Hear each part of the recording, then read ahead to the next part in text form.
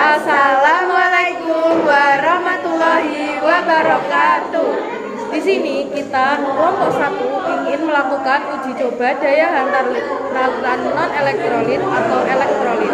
Sebelumnya perkenalkan, saya Maika Adidi Pratika, nomor absen 23. Saya Fairuz Naura Kalsra, absen 15. Jadi tujuan dari praktikum kita kali ini, yang pertama mengidentifikasi sifat berbagai jenis larutan berdasarkan daya hantar listriknya. Yang kedua, mengidentifikasi ciri-ciri larutan berdasarkan sifat daya hantar listriknya.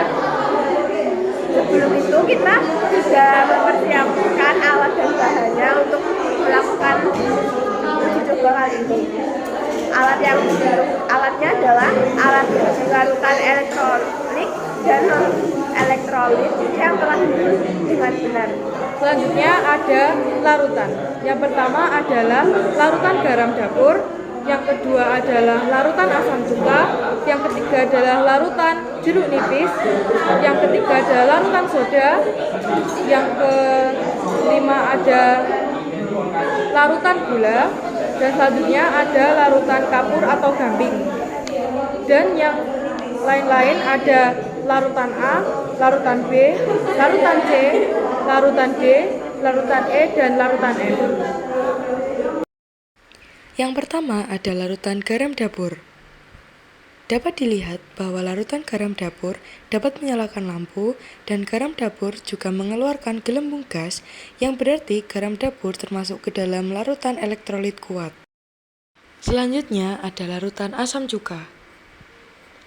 Dapat dilihat bahwa larutan asam cuka tidak dapat menyalakan lampu dan asam cuka juga dapat mengeluarkan sedikit gelembung. Hal tersebut menunjukkan bahwa asam cuka adalah larutan elektrolit lemah.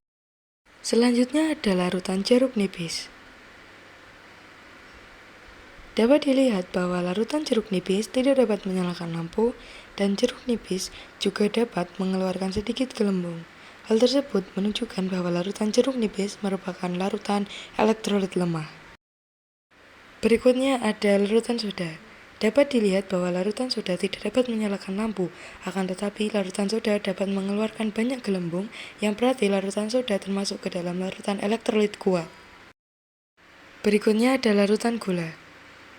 Dapat dilihat bahwa larutan gula tidak dapat menyalakan lampu, dan larutan gula juga tidak dapat mengeluarkan gelembung gas, yang berarti larutan gula termasuk ke dalam larutan non-elektrolit. Selanjutnya ada larutan gamping. Dapat dilihat bahwa larutan gamping tidak dapat menyalakan lampu, dan larutan gamping juga tidak mengeluarkan gelembung gas, yang berarti larutan gamping termasuk ke dalam larutan non-elektrolit. Berikutnya ada larutan A. Dapat dilihat bahwa larutan A dapat mengeluarkan banyak gelembung, akan tetapi larutan A tidak dapat menyalakan lampu. Hal tersebut menunjukkan bahwa larutan A termasuk ke dalam elektrolit kuat. Yang ini ada larutan B. Dapat dilihat bahwa larutan B dapat mengeluarkan sedikit gelembung tetapi tidak dapat menyalakan lampu.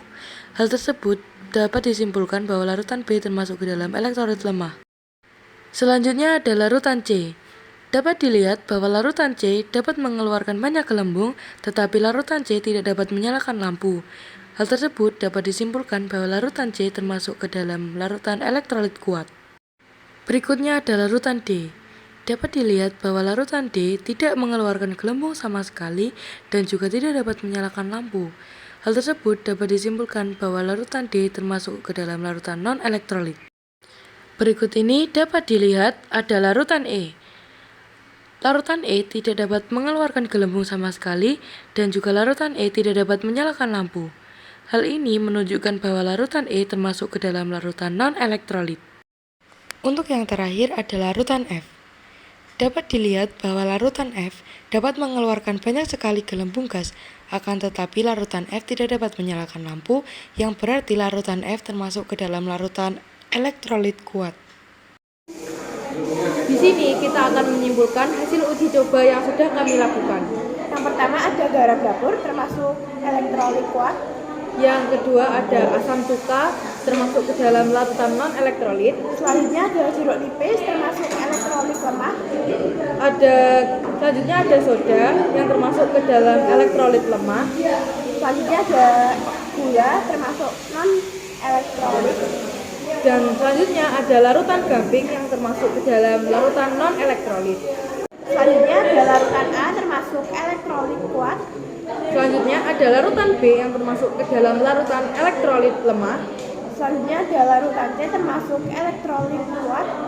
Dan larutan D termasuk ke dalam non-elektrolit. Selanjutnya ada larutan E termasuk non-elektrolit. Dan yang terakhir ada larutan F yang termasuk elektrolit kuat. Sekian uji coba yang dapat kita lakukan. Terima kasih sudah menyaksikan. Wassalamualaikum warahmatullahi wabarakatuh.